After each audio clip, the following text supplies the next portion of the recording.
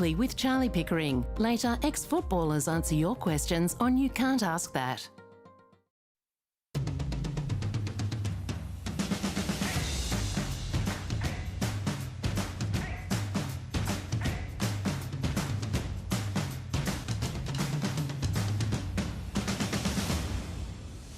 Hello there and welcome to The Drum. I'm Kathryn Robinson. Coming up, lawyers set to challenge the government's decision to criminalise Australians returning home from India. Will our hotel quarantine system cope when they do return? President for an evening. The New South Wales Parliament erupts into chaos over the Premier's pick. The taking of the chair by the Honourable Natasha McLaren-Jones is disorderly. Mr Clark, I seek the call. I call this House to order and I ask the Honourable Peter Primrose to resume his seat immediately. No, what are you going to do? You're not elected. And planning parenthood. Science can make our dreams of conception come true, but what about the rights of the humans it produces? And joining me on the panel, Choice CEO Alan Kirkland. Nice to see you, Alan. ABC Investigative reporter and presenter Sarah Dingle. Thanks for joining us, Sarah. In Canberra, Council of Small Business CEO Peter Strong. Always lovely to have you on the show, Peter. Thank you. And in Melbourne, plastic and reconstructive surgeon Dr. Neela Janakiramanan. Nice to see you, Neela. Hi. And you can join us on Twitter using the hashtag The Drum, and we're of course on Facebook. Well, today we received a salutary reminder that whilst we can shut our borders to the pandemic, the coronavirus is still among us. New South Wales recorded its first case of community transmission in more than a month after a man in his 50s tested positive in Sydney's east. He hasn't returned from overseas, he hasn't worked in border or quarantine roles, he has not had any contact with the hospital system. But this single case is also a reminder of how incredibly lucky we are as a nation as India's health system buckles under the strain of a second wave. More than 380,000 people tested positive there yesterday. Today, the Immigration Minister Alex Hawke met with Indian Australian leaders to discuss their concerns about the government's India travel ban. He says many of them were supportive of the measures. No one that I've spoken to says that this decision was based on race. I mean, there was a concern, obviously, about how it applied to India and why India was rated in the high-risk category. But there is a letter from the Chief Medical Officer, Paul Kelly, that people can read for themselves about why India was the first country to be rated in the high-risk category and why we had to then accept that advice and deal with the situation with a temporary pause on travel to Australia. Throughout the pandemic, no decision has been made on any racial issue. Well, meanwhile, a federal court challenge has been launched against the ban, with lawyers planning to argue it's in breach of an implied freedom to return home. Neela, if I can begin with you, because you do have extended family in India, the PM said again today that this pause was necessary to prevent a third wave. Do you agree? I think that is a stretch. I think it concerns me that the Prime Minister would draw a straight line between the infection rate in a second country and a wave of infections in Australia, because the whole purpose of his government is to put things in place to ensure that doesn't happen. And one of those things is our quarantine program. My biggest question, and I've been furious about this for a very long time, and I'm particularly furious about it now, is why we have a quarantine program that is so leaky, that is so unable to control infection within its environments, that if we get above 2%, that's 2 out of every 100 return travellers having a positive infection, that they think that is too high a risk and will cause a third wave of infection. This is a disease that is managed in hospitals all around the world, in quarantine facilities in many countries, who have managed to have higher rates of infection and still not have transmission. Even here in Victoria, since our second wave, the people with COVID are taken to a Medi hotel, and that is the hotel where there has not been transmission events. So it is clear that it is possible to set up a program that is not a hospital, that doesn't require doctors and nurses to be taken away from caring for people within our public health system, but to actually put in various levels of control, of occupational control, to stop infection from spreading within these environments. And I just think that it is lazy and just unacceptable that 15 months into the pandemic, they have not sorted this out. And we know that quarantine is a critical element in the equation of bringing all Australians home, and we'll be looking at that in more detail in just a moment. But Sarah, if I can ask with you, the Immigration Minister, as we just saw, met with the Indian community today, and the feedback was that there was an overwhelming support for the travel ban. Do you think there's a divergence of opinion in society, or do you think Australians broadly support this? Well, I wouldn't presume to speak for all Australia, but I note that the Minister, in what we saw just then, was very careful to say that this was not a race issue. And I think there's two things to think about here. One, whether it is or is not a race issue, but I put that to one side. The other thing is it fair to criminalise coming home for anyone? And I think that's the question which really sticks in the craw of a lot of Australians watching this. Do you have a feeling, though, about the race issue? Are we at risk of being seen a racist nation with this ban and this pause? Well, I mean, if you look at the numbers, I know there are concerns that the caseload in India is being underreported to a significant extent. But the rate of infection in India, to my understanding, still has not hit the equivalent rate of infection in the US at the peak of the pandemic. Per capita rates. Yeah, that's right. Peter, we know that the states during the pandemic have been very quick to shut their borders off to each other, during the pandemic. The government here has made this decision to shut the borders to India and has come under criticism from a range of issues we've just already spoken about. Do you think this criticism is fair?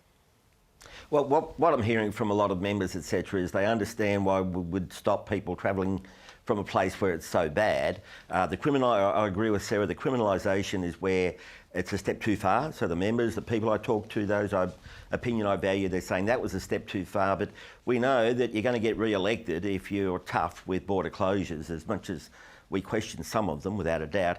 In this case, I think the government said, no, we're not going to, our quarantine isn't working as good as it should. And Neela's saying it's finally working in Victoria.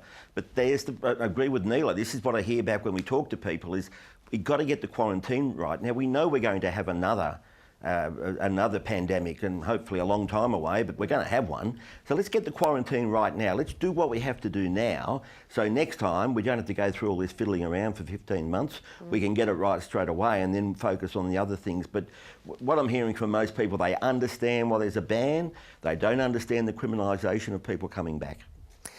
Alan, what do you think this all says about how we value citizenship here in this country?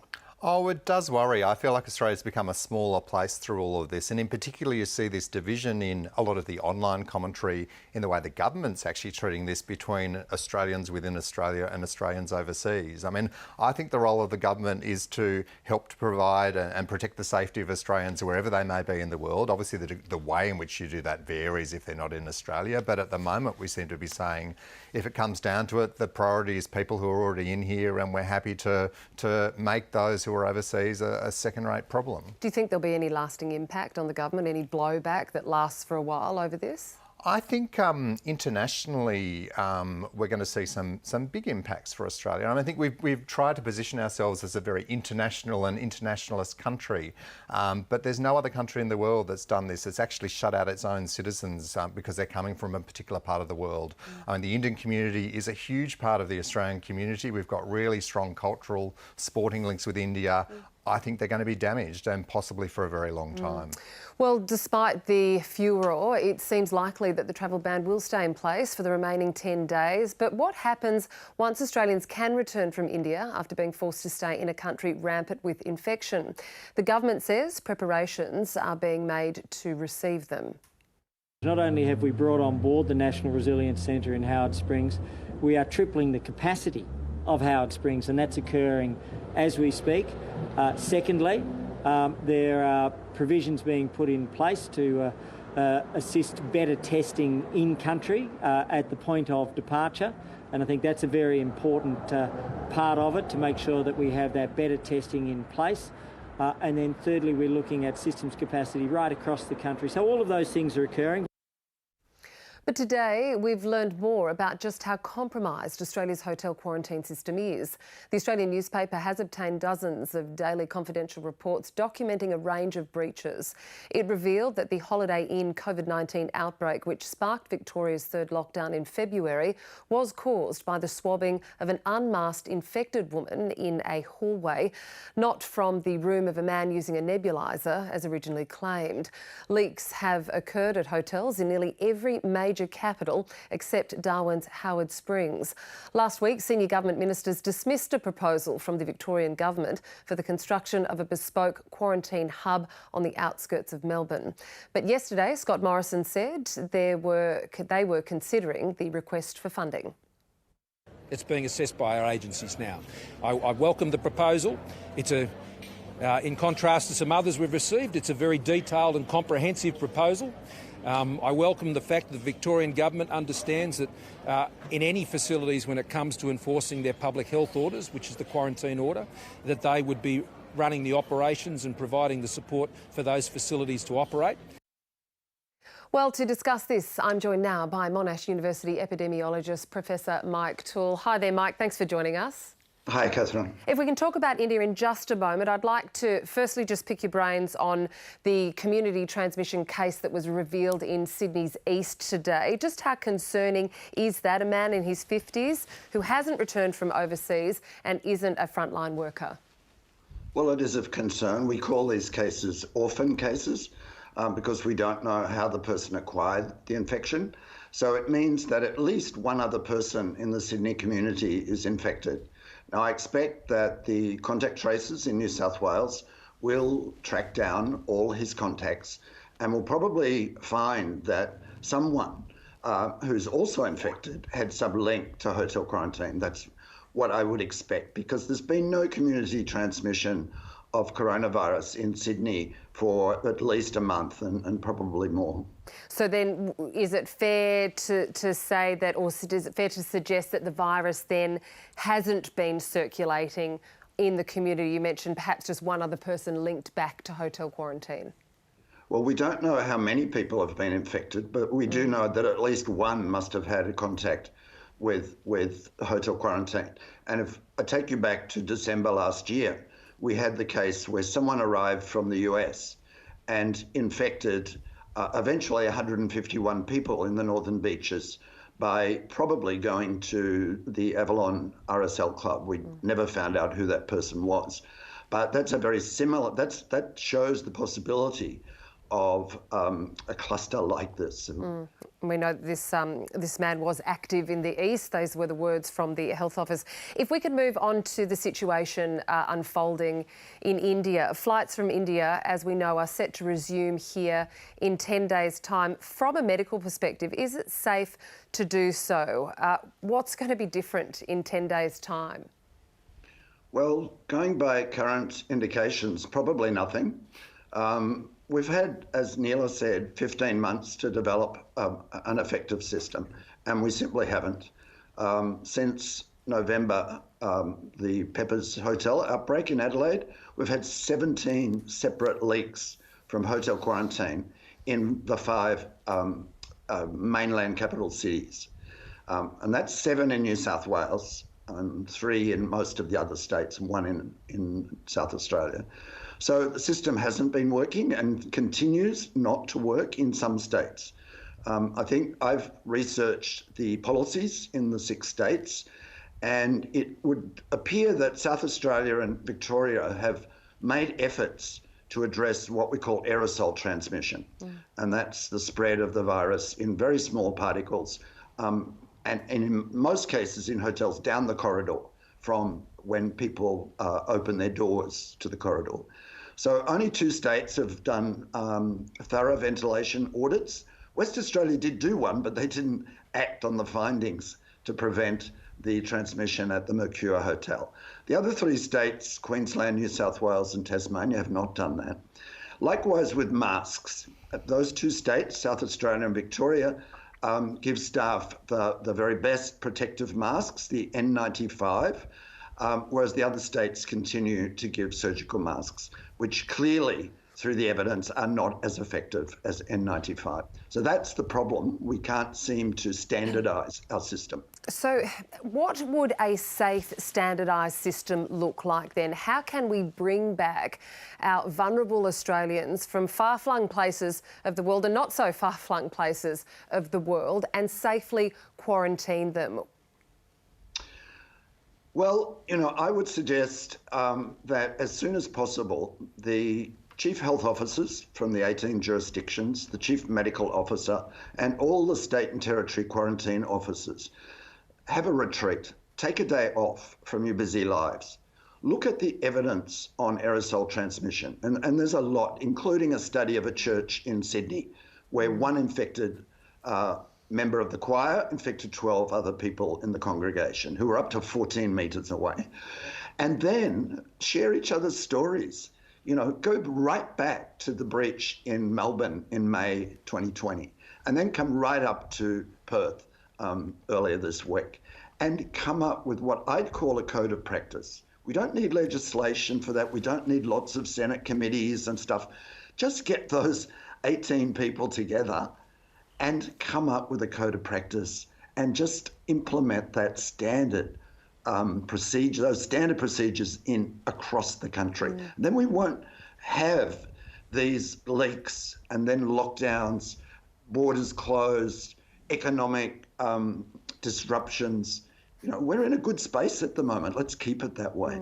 So, Neela, I guess from another medical perspective, that's about fixing the infrastructure that we have in place at the moment, making the hotels and the medi-hotels as safe as possible. Yesterday, crossbenchers, including Adam Bandt, Zali Steggall, they called on the Morrison government to establish a dedicated surge capacity quarantine system. Do we need to adopt an entirely different approach and start building more camps?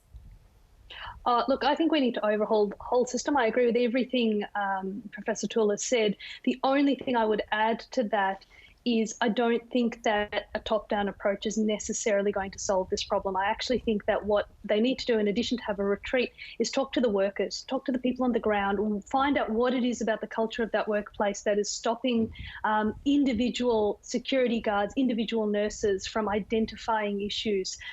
How is it that a swab was done in a hallway? How is it that medical devices were not reported? Where are the lines of communication and leadership that are breaking down? So it's about building a dedicated workforce with good culture where people can point out the other person down the corridor and say, hey, dude, you're not doing that right. We should do this a better way. And then you need dedicated facilities on top of that where the ventilation is adequate. And then, as you say, we need that surge capacity on top of it. I mean, our entire healthcare system is based on a just-in-time model. And increasingly, particularly within the pandemic and in post-lockdown world that we live in here in Victoria, our health system is falling apart at the seams, even when it comes to managing normal day-to-day medical illnesses, because the health system is becoming overwhelmed, because we've run at just-in-time medicine for so many years that as soon as you have a backlog, you don't have any extra capacity. So this is our public health system with no extra capacity. We have a quarantine program with no extra capacity. And it can't even address the number of people who have wanted to come home from overseas for 15 months, who have been trying, buying tickets, having them cancelled, giving up their leases, being homeless. It's not just India. There have been people caught all over the world. And we've got to get them home, and we've got to have surge capacity so that we can then start doing the other things that are so important for small business and for society, such as getting international students back so that our university sector doesn't collapse, getting tourists back so that small businesses in regional areas who were already so hard hit by the bushfires before all of this started, so that they can recover.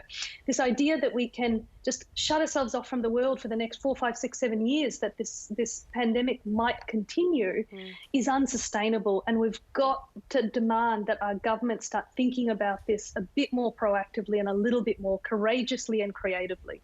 Well, Peter, what do you make of the idea of creating hubs in the desert or out in the bush? We know that the Morrison government is considering a request from funding by the Victorian government for the construction of bespoke quarantine hub. We also know that Queensland billionaire John Wagner has offered to build a quarantine camp outside Toowoomba in a very expeditiously paced time. It would house over 1,000 returnees, 300 full-time staff, 14 weeks to build. Is that where you think we should be heading?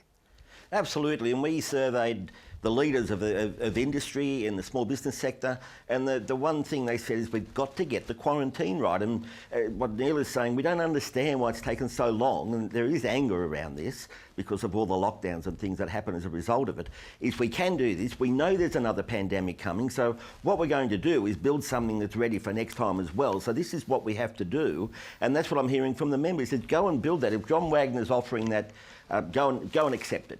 Because then we've got somewhere to send people. Now, the workforce issues are really important as well. We need to make sure that people are trained properly and understand what they're doing. But we've got to get quarantine right. This is the thing that frustrates my members and people and their members who are small business people, is get that right. We're in business. We know if you don't get something right, you suffer for it, and we go and get it right. So get the quarantine right. Build a place or get a place somewhere where you know people will be quarantined. You can't get out from that until you're ready, and then you send people home. And do that now, and then we can manage things now and into the future.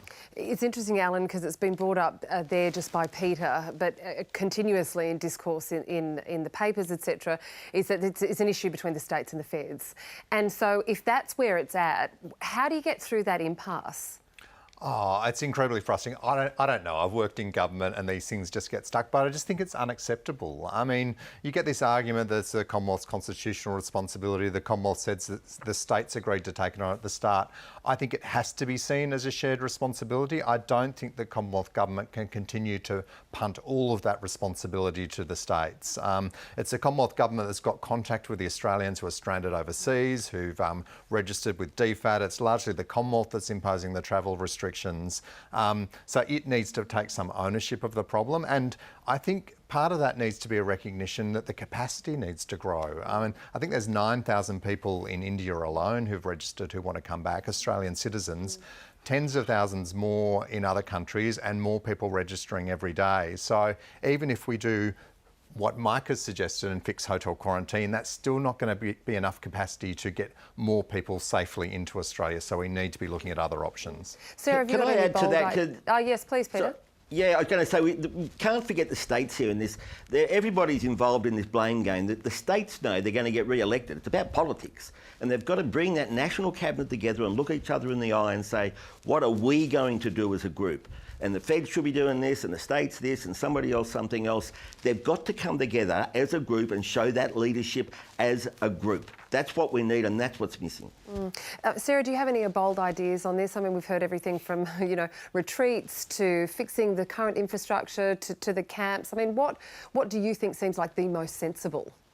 Look, I'm no medical expert, just want to get that out there. But look, I have been reading some interesting things about maybe quarantine is not a one-size-fits-all thing. Maybe you look at the countries where people have come from, and if we're talking about accepting people from India, maybe you quarantine those people together, away from people who have come from other countries. Once again, I'm not a medical expert, so I would like to hear from experts on that. But I think it is absolutely insane to think that this is the only pandemic we will see in our lifetimes. We know that there's going to be more. It won't be the coronavirus. It'll be something else that we don't have a vaccine for, and we really need to fix this because, it's trashing our economy, and it's really destroying our sense of selves to be locked down all the time. We've just got to have a really good, flexible approach to what works. That's an interesting idea. I've come across that one as well. Michael, I'd like to get your take on that, bringing people back and keeping them in the clusters where they've come from. Is that a sensible suggestion or a solution to the problem to reduce the capacity issues? I would prefer the option that was suggested by Neela, that we need fit-for-purpose facilities. First start with a surge capacity facility that needs to be near a capital city. It needs, or a large regional city. We do need to be near hospitals, and of course they need to be near qualified staff. Start with the one in Melbourne. It's very close to the airport. We need to make an investment to prevent further economic damage. The economy is recovering, But let's look back to the Avalon cluster in Sydney in December. When all the borders closed, that led to a $3 billion hit on Sydney's economy. And this might be what we're looking at again with this new case today. So we need to be looking long term. I think there'll be a need for hotel quarantine, or some form of quarantine, until at least 2024. I think over time we could introduce the traffic light system that the UK is introducing. So green countries might just have to demonstrate that they're vaccinated and that they have a negative test.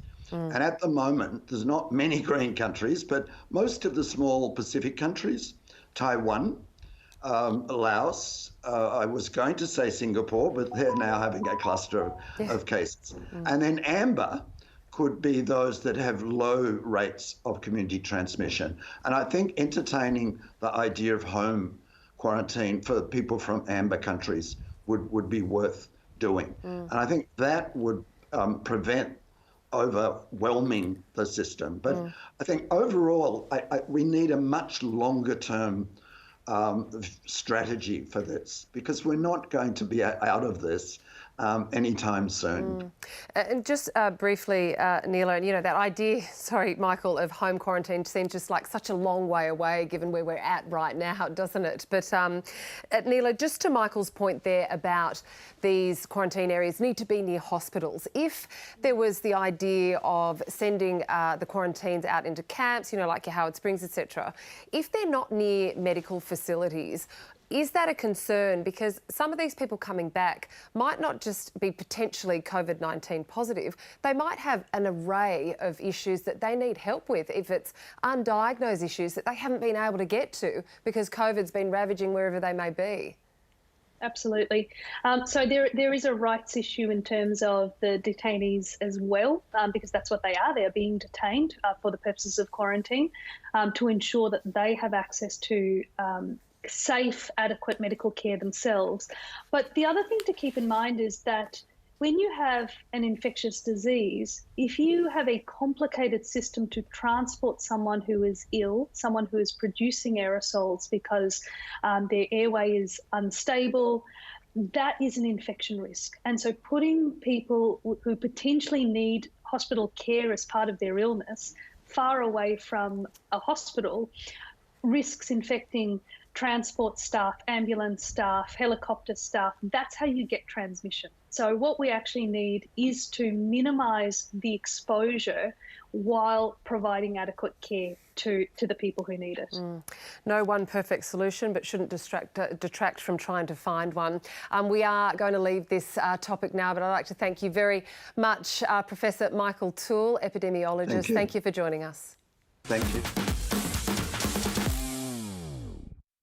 Well, what would you do if you were president for a day? It's one of those blue sky thinking questions that children often ask each other. Well, last night, New South Wales Liberal MP Natasha McLaren-Jones was president of the state's upper house for about 90 minutes before a vote of no confidence saw her unceremoniously booted from the chair. The House has been deadlocked on the issue for almost 6 weeks. Ms McLaren-Jones was Premier Gladys Berejiklian's pick for the role. This was opposed by Labor and some crossbench MPs who were worried that she would be captive to the whims of the Premier. In the end, another vote was held and Liberal Matthew Mason-Cox was installed. It's like a coup. The taking of the chair by the Honourable Natasha McLaren-Jones is disorderly. She has not been declared elected as president. Order! Order! Order! This House does not have confidence in the Honourable Natasha McLaren-Jones as president. Mr Clark, I seek the call. I have moved the Honourable Natasha McLaren-Jones to be removed from the chair. I call this House to order and I ask the Honourable Peter Primrose to resume his seat immediately. No. What are you going to do? You're not elected. Order! You're ill-equipped to comment on anything. You spent 2 days attacking parents. Attacking parents who love their children. A coup, for goodness sake. That's what they're alleging, that this is a coup. Division required. Ring the bells. Lock the doors. I now ask the noes to stand. The question is resolved in the affirmative. Unlock the doors. The office of President is now vacant. I propose to the House that the Honourable Matthew Ryan Mason-Cox take the chair of this House as President. It is extremely disappointing to see what has occurred over the last few weeks. But I will still put myself forward to the House. And if you're confused, here's something else. This afternoon, there was another twist in the Sorry saga, with Matthew Mason Cox expelled from the Liberal Party. I understand that by the end of the day he will be formally expelled from the Liberal Party. There is party discipline and party rules people have to follow. He clearly breached those, and it's actually the New South Wales Liberal Party, the organisation, that's taking the action. Well, you are watching The Drum, and with me on the panel are Choice CEO Alan Kirkland, ABC Investigative reporter Sarah Dingle, in Canberra, Council of Small Business CEO Peter Strong, and in Melbourne, reconstructive surgeon Dr Neela Janakiramanan. Well, Australia Post has agreed to enter into mediation with the former CEO Christine Holgate after she threatened to sue the organisation over her termination. You'll recall that last month the Prime Minister Scott Morrison refused to apologise to Ms Holgate for his angry speech in Parliament, during which he said she should stand down for gifting Cartier watches to senior executives. On Monday, the Australia Post Board Director and Liberal Party operative Tony Nutt was considerably more forgiving when giving evidence to a Senate inquiry into the saga, describing her as an outstanding CEO. Had I been directing events, Ms Holgate, faced with an unexpected, rapidly escalating level of deeply hurtful criticism, which she clearly found almost inexplicable, might have stayed the course over the next month or so. An outstanding CEO, Christine Holgate, would now be a little more careful of the numerous technicalities in the extensive legislative and regulatory framework in which Post actually operates as a government business enterprise, and a bit more cautious of the inevitably conditional professional relationships a person in her role has across the Parliament. Ms Holgate alleges she was illegally stood down by Chairman Lucio Di Bartolomeo amid pressure from the government. Mr Di Bartolomeo, who also gave evidence on Monday, has insisted she went willingly. Australia Post is an organisation that is much bigger than any one person. In earlier evidence to this committee, I stated Christine Holgate was a very good Chief Executive of Australia Post. As a board, we stand by that assessment and genuinely wish her best in all her future endeavours. But I want to be clear. Australia moved on some time ago, and consistent with Ms Holgate's comments in her resignation letter, we have been fully focused on serving our customers. Australia has moved on. Sarah, what do you think about that? Have we? Oh, I don't know. I doubt it. I mean, there's been no resolution, and I understand that Australia Post wants details of the mediation that they're currently undergoing to be made public. So I don't think Australia is going to hear the last of this for some time, shall I say. And I do wonder, would we be talking about this in the way we are if she had simply given her executives, who had landed a deal worth $200 million, just the bonus, the equivalent of the watch's value as a bonus, as a reward for landing a massive, massive deal? I don't know. I think Cartier watches has kind of captured the public imagination, if you will. The luxury brand of that. Yeah. It sounds quite different to awarding a bonus. Yeah, I mean, I don't own a Cartier watch, but I don't know if that's sort of the upper end or the lower end of the watches. But yeah, you know. Sounds pretty fancy to me. It does, yeah. Neela, as we just spoke about, Australia Post has agreed to mediate, but it was only at the 11th hour. Why do you think it took so long for them to come to the party, and should it have come to the party a little bit earlier? Look, I don't know. I find this whole thing incredibly perplexing, and I think Sarah's right when she says that it must be because it's Cartier watches, and that just sounds like it's so much more expensive than the value of the bonuses she was entitled to give. So I suspect, I wonder, I muse upon whether there was something about the board structure or the corporate structure where there were opposing people who didn't support her.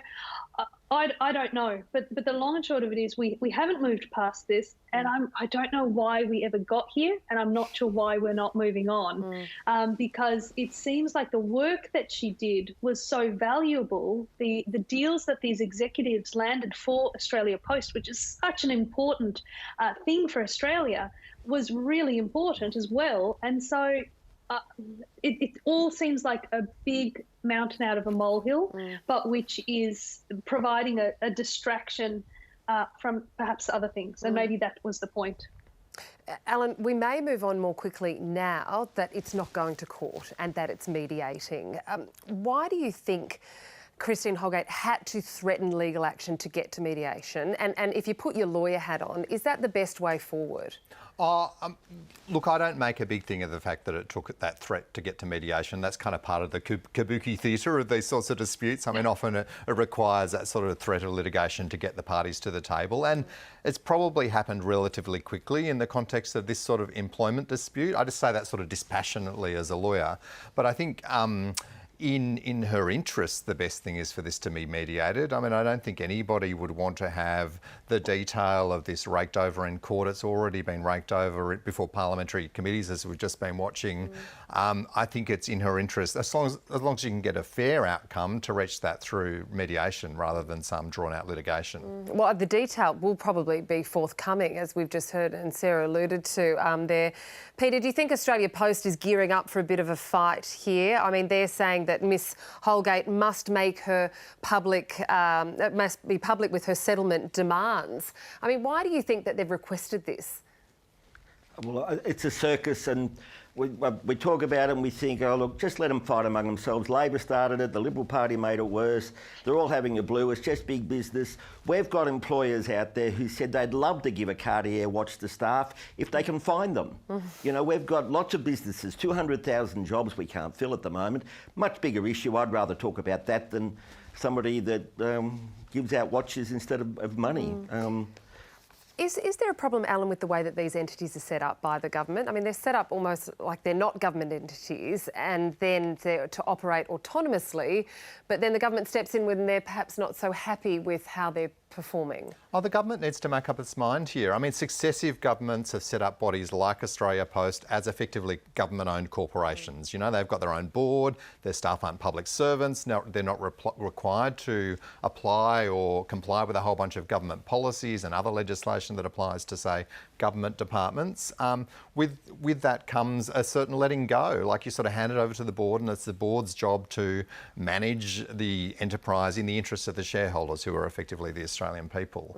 I don't think you can, on the one hand, do that and then when something happens that you're not happy with, then intervene as if you're a minister or a prime minister kind of giving a dressing down to the secretary of a department, because Australia Post isn't a department. It hasn't been since it was the Postmaster General some decades ago. You can't have it both ways. And I think it puts somebody like Christine Holgate in an incredibly difficult position when they've been really clear about the regime within which they're working, where they're working to a board under a certain set of guidelines, and then suddenly there's these sort of unwritten rules and something that really isn't reflected in the legislation that results in her not being in a job. And Kathryn, can I say, yes, Australia Post competes unfairly with small business. That's one of the things we hear all the time out there, is that they sell things cheaper than we can buy them to sell to the public. So they are a competitor with the Australian people. They might represent them, but they compete with a big part of it, the small business community. But when you say unfairly, why is that unfair? Because they have such purchasing power, they can purchase these products and sell them at a cheaper rate? Well, that's right. They can purchase it much cheaper than we can get them, and they sell it much more cheaply, and their job is to deliver mail, not sell books or whatever else they're selling at the moment. Right. So stay in your lane. Is that your message there? Right. That's right. Sarah, do you think there's been a degree of gender with all the reporting on this and how Christine Holgate has been handled? Look, I think this all came out at a time when Australia was convulsing anyway over the allegations raised that Minister Christian Porter outed himself as being involved with, and Brittany Higgins and everything. And all of a sudden, people were seeing that there was someone paying a price for something that happened in office, and it was a woman. And I think that fell badly in that atmosphere. So I think women around Australia would have looked at that and thought that doesn't seem right. Whether that is in fact justified is another matter. But I think it's really interesting that, so once again on the watches, these are watches that Christine Holgate did not buy for herself. She bought them for her employees. to reward them, like for other people. And there's no suggestion that she has, for instance, as we've seen in recent months with other companies, underpaid her employees or stripped them of conditions or not recognised them as employees at all, in fact. There's none of that. It's about how dare you reward those people. And I find that a really interesting kind of distinction. I don't remember having this kind of thing before. Do you, Alan? No, and I think it's interesting when you compare it to what's happened with the NBN, where we've seen many more bonuses paid to many more people of significantly more value than the cost of those watches. There just seems to be a double standard here. I mean, I do accept there's a certain symbolism around the Cartier watches. That was probably poor judgment, but that's a poor judgment call. It doesn't justify losing your job. Do you lose right? your job over poor judgment? I think is what many people are asking. Well, now on to our next topic. Imagine learning as a 27-year-old that you didn't share any DNA with the man you had always called Dad. Well, this was what happened to our panellist, Sarah Dingle, one night during a fairly casual dinner with her mum. But the revelation that her biological father was a sperm donor was only the beginning of what became a decade-long investigation during which she uncovered siblings, sperm mixing, egg swapping, and a fertility industry that, quote, fiercely and maliciously protects the identity of donors. Her research found that in Australia, up to 90% of donor-conceived children in heterosexual families are not even told they are donor-conceived. Sarah has captured this journey in a book titled Brave New Humans, The Dirty Reality of Donor Conception. Sarah, can you take us through what it was like and how important it was when you found out your father was not in fact your biological father, how it impacted on your belief system, your trust system, your idea of identity and self? So finding out that your parents are not who you think they are as an adult is really quite something. It really, because you have grown with this notion of yourself and who you are, and it destroys all of that. So for me, I actually didn't recognise my own face in the mirror anymore, and every morning I would get up and I would look at this shape in the mirror and not recognise what I saw. It was just sort of colours and mass, and I didn't understand anything. And that's not uncommon. I'm in touch with, many donor-conceived people, thousands around the world, and when you find out the truth, particularly as an adult, it can be really damaging to your sense of self. And you can imagine what happens sometimes. People turn to substance abuse or other forms of kind of ways to find an out, because it is a huge turnaround. Yeah. Before I ask you about that 10-year journey to truth, you speak of this notion of self. How do you make up your notion of self? Is it purely about your parents, or what goes into your beliefs about a notion of self? I mean, this is the nature versus nurture question, which no one has an answer to, but we know all the time, and we are finding out every day, how important DNA is to our health, how we age, how we behave, how certain things will affect us, how certain diseases will affect us. And it is ridiculous to say that in donor conception alone, half or maybe your entire source of DNA does not matter, because it definitely does. And it will shape your life in ways that you can't even imagine. Okay. Well, can you explain to us what that 10-year journey to truth looked like? So I found out the truth, and that was quite hard to deal with. But a few months in, I decided to find out what I could about who actually was my biological father. And I was made at the public Royal North Shore Hospital's fertility clinic. So I contacted the Royal North Shore, and there I hit a stumbling block. I found out that in fact that clinic had been privatised and was now part of the very, very large IVF Australia, which is in turn owned by Virtus Health, which is listed on the Australian Stock Exchange and owns businesses in multiple countries. So all of a sudden I had to apply to Virtus Health and IVF Australia for answers about me, which was weird. It's a bit like being made by Coke or Pepsi or something.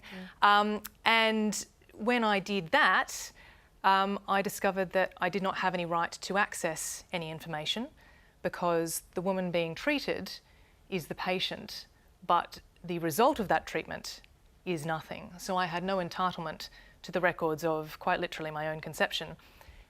And then on top of that, when they actually looked up those records for me, because I gained my mother's permission, they said that the information, the crucial information in that file, has been deliberately destroyed. So not the name of the donor, my biological father, but the code which represented his identity had quite literally been cut out of certain pages, and you can see a hole which has been covered by other pieces of paper with sticky tape.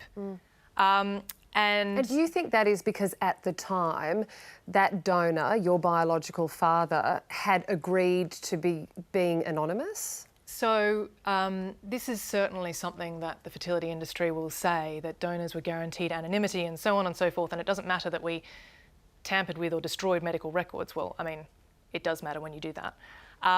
But in my particular situation, I have actually found my biological father, and he consented to be known to his offspring for 20 or more years.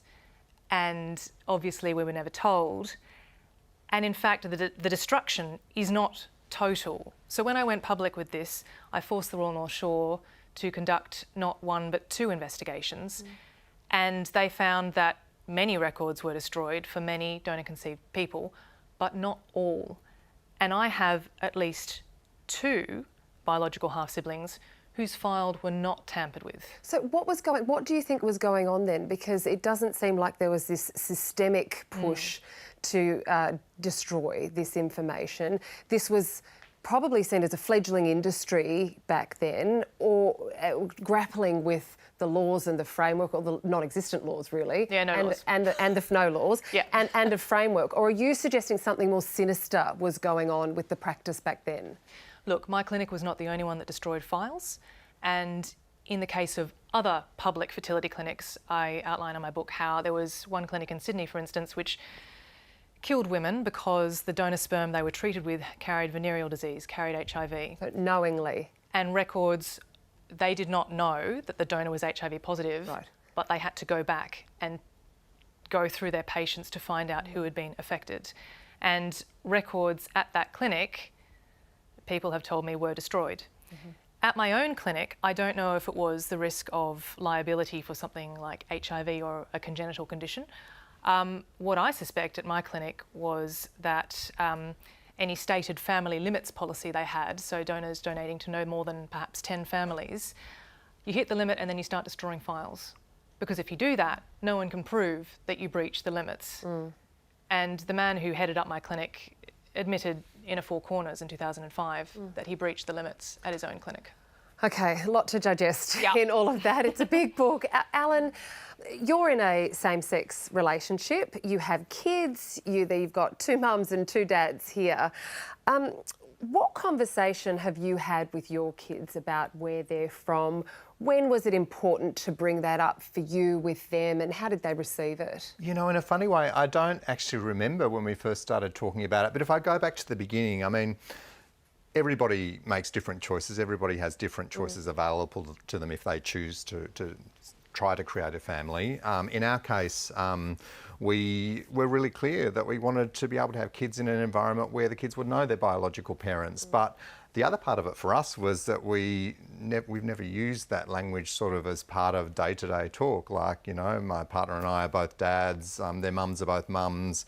But it was on the basis that we wanted to be open with the kids, and if they asked us anything about it, we would always be honest. And at some point in their lives, we'd probably introduced into conversation, but it's so just part of who we all are that I don't actually remember a specific moment. But I think, you know, that kind of point of, if you can, being as honest with your kids as possible, like completely honest whenever you can, is really, really critical, because I think if you lose that, it's pretty hard to get that trust back. Yeah, it's interesting. Sarah, how do you think you would have been different, I guess, if you'd had this conversation much earlier in your life? Look, I would have been cool with it, because, you know, when you're a child, whatever you grow up with is normal. And there are numerous studies to back up what Alan just said. The earlier you tell, the better the outcomes for the child.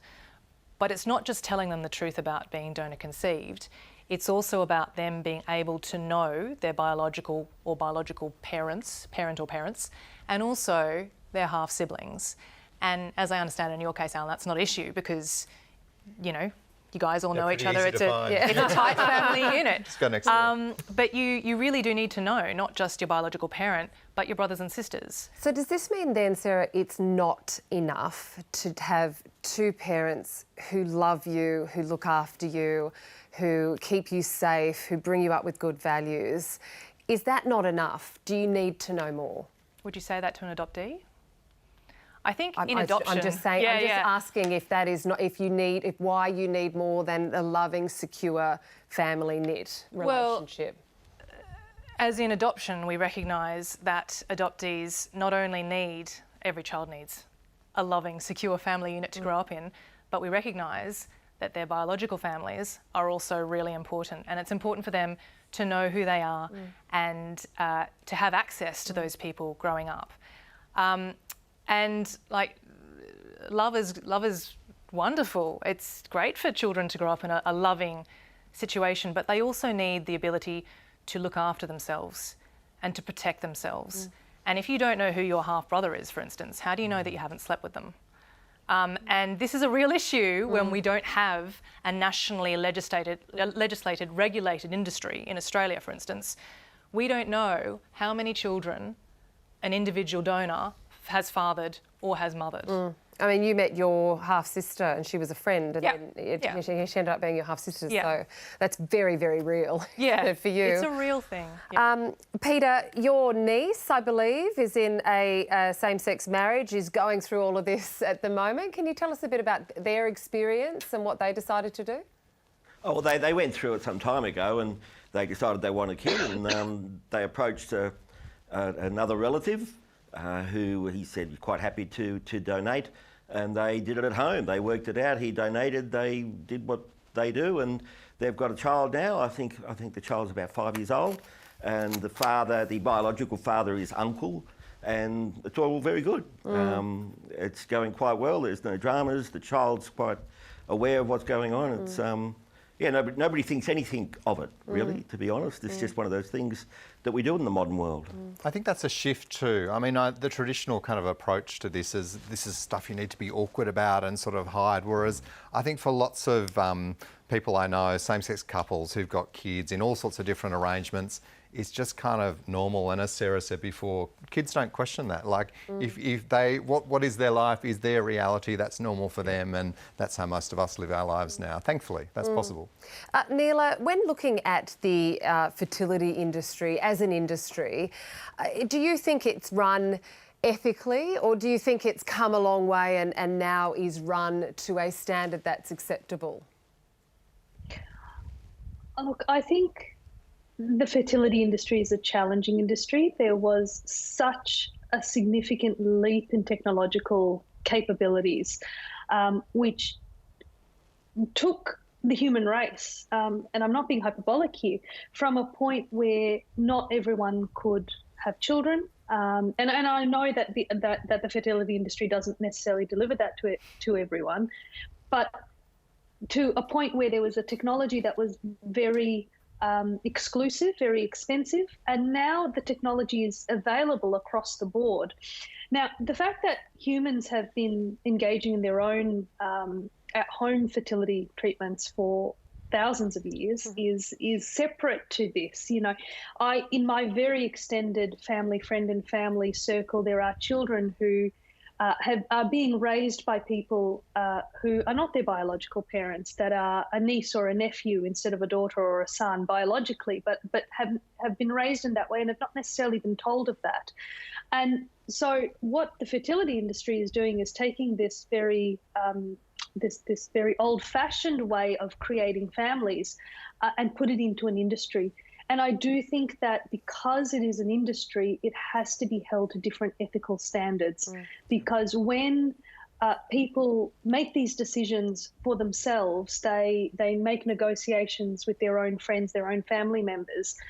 At that point, it is between them and the child where that honesty lies. But the intervention of the fertility industry means that even where all of the people involved in this process want to be open and honest, there is this interface where that honesty cannot be crossed. And I think this is where Sarah really, hit up against a wall and had to really fight for that information that everyone wanted to have. She wanted it, her mother wanted it, her biological father was happy to be contacted, but there was this interface. And so I think it is really important that the industry needs to have very clear ethical frameworks in terms of, getting bioethicists involved and thinking about not just the donors but the children that result from this process as well. Yeah, I think donor-conceived people would also like a seat at that table. But what you're saying is absolutely correct, Neela. There should be a really strong legal and regulatory framework for this. The interesting thing is that we have actually had a fertility industry, if you like. Fertility treatment and donor conception has been practiced in a medical setting in Australia since at least 1940. We have had a long time to fix this and we have not done it. So then, I mean, the fertility industry, Sarah, is often the place where wannabe parents go as a last chance, and it offers and often delivers on that. So how can it work better for everyone involved? At the end of 2019, I went with a group of donor-conceived people and surrogacy-born people from around the world, and we spoke at the United Nations. And this was the first time the UN had actually heard from a group of people born from these practices in 2019, which is a bit late. But anyway, and we came up with our own international principles for donor conception and surrogacy. Where it is already practiced around the world, these are the minimum standards the people born of these practices are calling for to make sure it is done in an ethical fashion. Things like one donor should not donate to more than 5 families, which is still quite a lot, really. Records should be kept and held in perpetuity by each state. Children should have the right to know and, as far as possible, form relationships with biological parents and half-siblings, or full siblings, in fact, and also don't make babies from the dead. Things that should be in place and most people assume are in place, but which are definitely not in place. No country on earth currently complies with our list of principles. So you look at the laws, the national laws, we're almost out of time, but you look at the national laws and they're inconsistent across this country. How can the laws better then reflect the science and then the need? Well, consistency would be a really good start.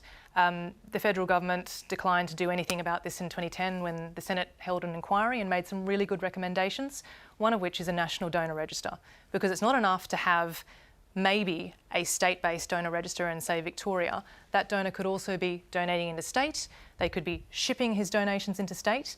You need to keep a tight limit and oversight on who is being made from whom. So that's one really practical measure which could start with. And the other thing is, in all actions concerning children, the International Convention on the Rights of the Child says the best interests and the welfare of that child must come first. And that is a principle that we need to put in place across the fertility industry. Fascinating topic. I'm afraid that it's time for us to go. Thank you so much to our panel, Alan Kirkland, Sarah Dingle, Peter Strong and Dr Neela Janakiramanan. Ellen Fanning will be back with you tomorrow. I hope you have a great evening. Good night.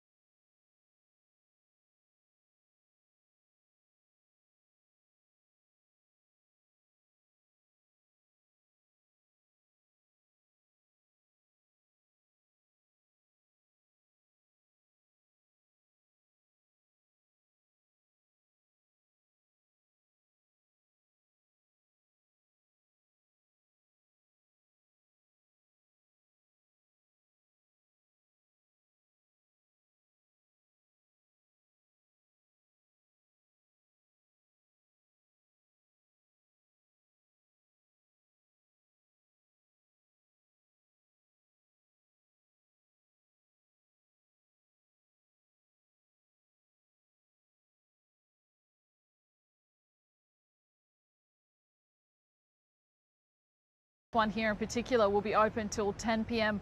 on weeknights, and there's also been a new pop-up testing clinic that has been established at Surrey Hills. So with the source of this new local infection still unknown at this stage, authorities are very keen on getting as many people tested as possible to ensure that there aren't any further cases of coronavirus lurking within the community. Juanita? Ronnie Hayman reporting there. And for a full list of exposure sites and times, visit the New South Wales Health website. It's an ordeal former Test cricketer Stuart Mcgill will never forget. He was allegedly kidnapped from his Sydney home and held at gunpoint last month by men demanding money. Police say it took a week for him to report the crime because he feared for his safety. This morning, 4 men were arrested in dramatic raids. One of them is his ex-partner's brother. Crime reporter Mark Reddy. A heavily armed operation open the door! Designed to protect one of Australia's sporting grades. I just saw a police car sitting out the front of these premises in suburban Sydney, yeah. Very scary, I suppose. Before sunrise, heavily armed officers stormed homes at Caringbah and Sutherland in Sydney's south, arresting 4 men. All are accused of kidnapping former Test cricketer Stuart Mcgill 13 years after he hung up the baggy green. It's really, really shocking. You can't believe it. Like on a quiet, wet Wednesday morning, you just wouldn't think something like that would happen. Stuart Mcgill, we all know who he is. For the past 3 years, the ex-leg spinner managed Aristotle's, a Greek restaurant on Sydney's lower North Shore. The 50-year-old also dated the owner, Maria Omar, but the pair split and police say her brother, Marino Soteropoulos, organised 2 other men to help force him into a car 2 weeks ago. Then all 3 drove to a house on the city's outskirts. Physically assaulted, threatened with a firearm, held for a period of time, then dumped. Demands for money were made but not paid. Today he was visited by detectives at his Cremorne home. Police say Stuart Mcgill was targeted purely because of his fame and wealth, and that his alleged kidnappers have connections to the underworld. It took him 6 days to report the alleged assault, believing he was still very much in danger. I think you'd be pretty worried about your own personal safety, the safety of your family and your friends. Charges have been laid against all 4 men who remain behind bars. Mark Reddy, ABC News, Sydney. It's not often we hear of an attempted coup in Australian politics, but Labor says that's what happened in the upper house of State Parliament. An ugly battle exploded over who would become president of the chamber. Critics of the Premier say she tried to take control of the upper house, but